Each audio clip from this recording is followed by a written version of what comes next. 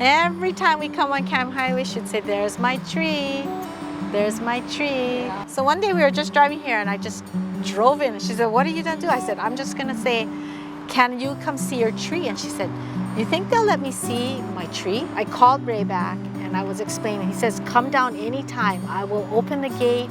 Your mother can come and see the tree. So we did. In the late 1930s, Judy Oyama lived in a house that stood where the Waiau Visitor Center currently sits. Her family leased the land to farm vegetables. This was only farmland, just flat, you know.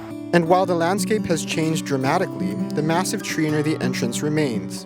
It was always there, big tree. And I remember when we swung back and forth like a Tarzan, you know. I was Jane, I guess. The time spent under the tree left such an indelible mark that even at 94 years old, Judy can clearly recall many fond memories. Look how sexy I was. I was about junior. I was going to a junior prom, so I wore my junior prom gown and I took a picture right by the tree. She also remembers the day that, as President Franklin D. Roosevelt said, will live in infamy. On December 7th, 1941, Japan, like its infamous Axis partners, struck first and declared war afterwards. The day that it was the bombed Arizona, my father saw the Arizona going down, you know. So I said, how can you see with this building here? He must have gone down by the track, you know. We saw planes going back, you know. In fact, I saw, because they flew real low, so I could see the guy, you know, the pilot. I was thinking, wow, how come the thing going like that, you know? Loud too, because it's so low. And so that's when we knew the war was on.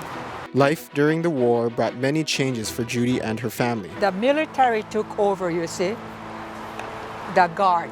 And so these are the guys. And you see that tree, the mango tree, oh yeah, and the wall. Yeah, the wall. One of the military people came, you know, and said we have to move from here because we're Japanese.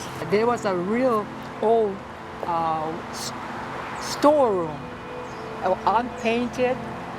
And so they removed all the junks and they said we can sleep overnight. The government said you have to move every night back and forth.